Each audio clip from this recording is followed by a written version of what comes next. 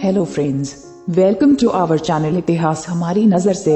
दोस्तों, इस चैनल पर आप देखेंगे इतिहास और धर्म से जुड़ी कुछ कहानियां और उन कहानियों से जुड़ी हुई कुछ रोचक जानकारी। ऐसे ही आज की हमारी वीडियो का विषय है आरंभ। यहाँ कृष्ण ने ली थी राजा मूर्धवज की परीक्षा। मांगा था उसके बेटे का मानस। छत्तीसगढ़ की राजधानी से करीब 30 किलोमीटर दूर रायपुर कोलकाता हाईवे पर एक कस्बा है आरंग। कहा जाता है कि यह कभी राजा मूर्धवज की राजधानी थी और इसकी पहचान एक समृद्ध नगर के रूप में थी। मूर्धवज की कहानी पुराणों में मिलती है, जिसे कृष्ण ने आदेश दिया था कि वह अपने बेटे ताम्रध्वज को आरे से चीरकर उसका मांस शेर के सामने पेश करे। आरे से चीरने की कहानी के कारण ही इस नगर का नाम आरंग पड़ा। आरंग में मौजूद आर्कियोलॉजिकल एविडेंस इस बात की गवाही देते हैं कि यह कभी व्यवस्थित नगर रहा होगा। हालांकि महाभारत काल, कृष्ण काल का कोई सबूत नहीं मिलता, शायद इसलिए कि अब तक उसके 5000 साल से ज्यादा बीत चुके हैं। आरंग मंदिरों की नगरी है। इनमें 11वीं 12वीं सदी में बना भांत देवल मंदिर प्रमुख है। यह एक जैन मंदिर है जिसके बाहरी हिस्सों में बनी इरोटिक मूर्तियां खजुराहो की याद दिलाती हैं। इसके गर्भगृह में काले ग्रेनाइट से बनी जैन तीर्थंकरों की 3 मूर्तियां हैं। महामाया मंदिर में 24 तीर्थंकरों की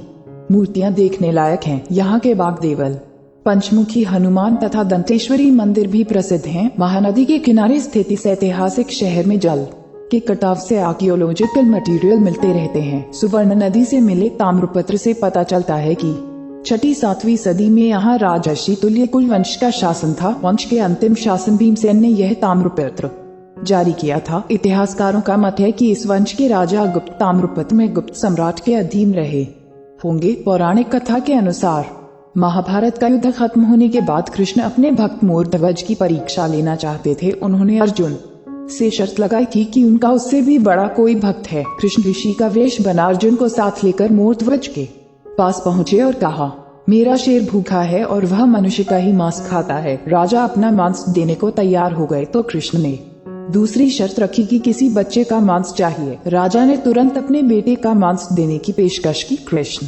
ने कहा, आप दोनों पति पत्नी अपने पुत्र का सिर काटकर मांस खिलाओ, मगर इस बीच आपकी आंखों में आंसू नहीं दिखना चाहिए। राजा और रानी ने अपने बेटे का सिर काटकर शेर के आगे डाल दिया। तब कृष्ण ने राजा मूर्धवज को आशीर्वाद दिया, जिससे उसका बेटा फिर से जिंदा हो गया। हम उम्मीद करते हैं कि आपको इस चैनल के माध्यम से रोचक जानकारियाँ दे सके।